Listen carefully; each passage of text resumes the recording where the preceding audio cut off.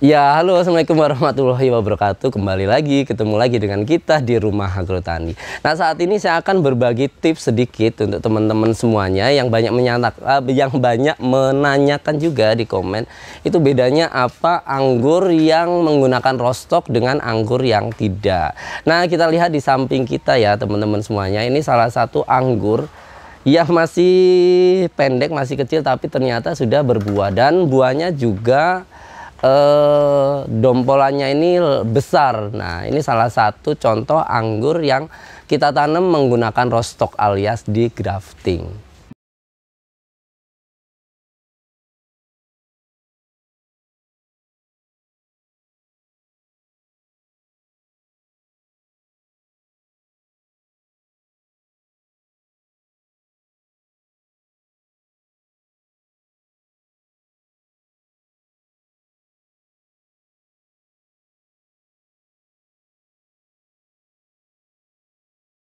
Bagi teman-teman yang belum subscribe channel kami, silahkan di subscribe di bawah ini, karena di situ nanti teman-teman bisa mendapatkan update video-video terbaru dari kami di Rumah Agrotani, informasi dan inspirasi pertanian.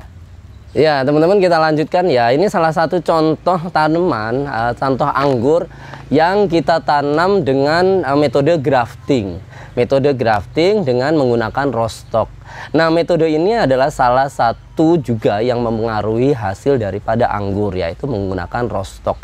Kenapa? Karena dengan menggunakan roastok biasanya roastok ini dipilih dari varian-varian yang memang tahan pada tanah-tanah yang memang kurang optimal bagi tanaman. Misalnya dia tahan kekeringan, misalnya kemudian tahan cekaman rendaman, kemudian tahan pada kondisi tanah-tanah yang kurang subur. Nah, itu kelebihannya daripada roastok, tergantung juga nanti roastoknya itu apa.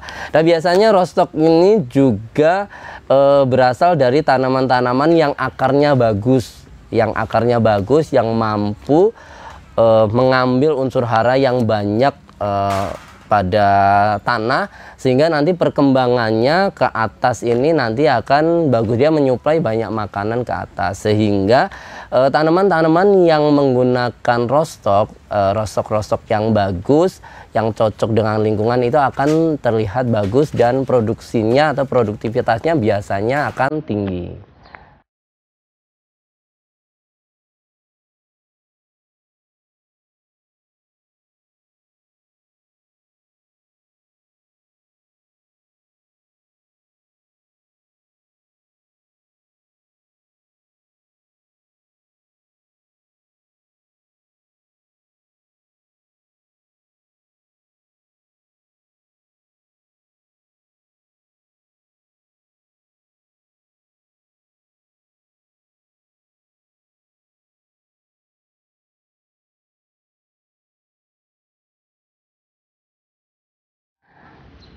Nah, teman-teman, ini salah satu contoh roastok. Jadi ini kalau varian atasnya ini samurai, kemudian varian bawahnya ini kober. Ini kober ini salah satu roastok yang cukup terkenal dari luar negeri, yang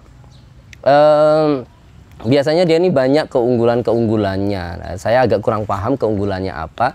Tapi teman-teman yang harus dipahami juga bahwa tidak semua roastok luar negeri itu bagus digunakan di Indonesia. Jadi memang kita harus punya minimal kita punya data dan misalnya hasil-hasil penelitian yang sudah menyebutkan bahwa roastok ini bagus untuk ditanam di Indonesia. Biasanya sih memang kalau luar negeri ada kober, kemudian ada SO4, saya agak kurang hafal. Nah, kalau untuk roastok di Indonesia biasanya yang banyak digunakan adalah Red Master yang pertama, kemudian yang kedua Isabella. Itu salah satu atau dua jenis roastok yang paling banyak beredar di pasaran. Artinya memang benih-benih anggur hasil grafting itu kebanyakan menggunakan roastok 2 itu, karena memang sudah cukup terbukti atau banyak terbukti bahwa roastok tersebut sangat adaptif ditanam di Indonesia, baik itu di lingkungan-lingkungan yang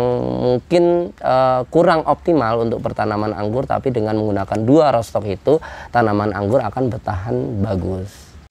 Nah, oke teman-teman. Nah, ini salah satu contoh rostock yang saya katakan tadi. Nah, ini kalau tidak salah ini Isabella. Nah, Isabella kita sambung dengan batang atas. Batang atas ini, oh ini kebetulan Jupiter.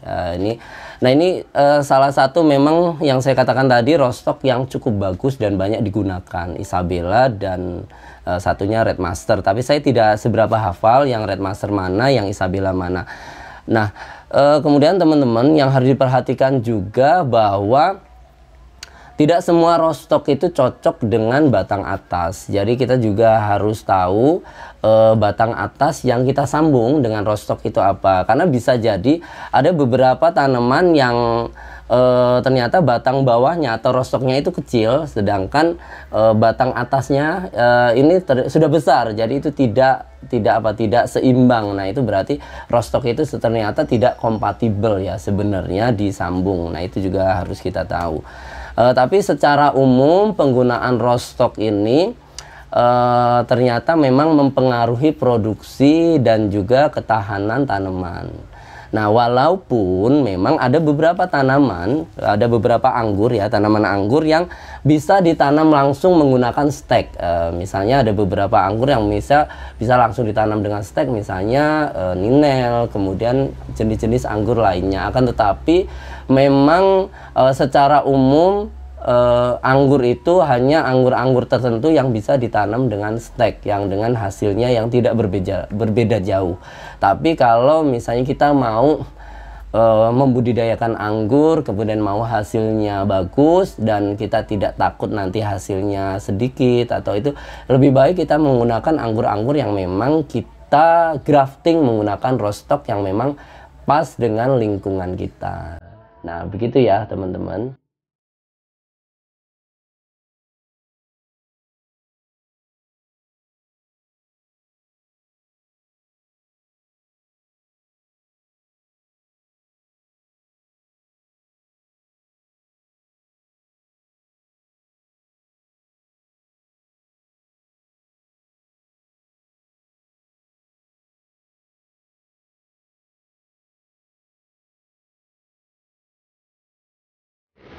Oke teman-teman, kita lanjutkan lagi ya. Ini salah satu contoh realnya. Nah ini kebetulan saya menanam dari stek, tapi dari jenis ara berapa ya? Ara 15 ya, ara 15. Nah kondisi batangnya ini tidak seberapa bagus, tidak seberapa vigor, dan juga memang belum pernah berbuah. Nah ini salah satu contoh bahwa ketika kita menggunakan stek untuk ditanam ini, tidak semua tanaman ini bakal bagus, tidak semua anggur ini bakal bagus ketika ditanam menggunakan stek. Beda halnya dengan ninel. Saya juga ada tanaman ninel yang on root, yang pakai stek atau on root ya dibilangnya. Kalau stek itu dia tumbuh dengan bagus, nyaris kita tidak bisa membedakan mana yang grafting, mana yang on root. Nah itu untuk ninel. Nah kalau varian-varian lain saya agak kurang paham, tapi secara umum saya ulangi lagi, memang lebih baik teman-teman semuanya kalau ingin menanam anggur cari yang sudah digrafting dengan rootstock yang memang cocok ditanam di lingkungan kita.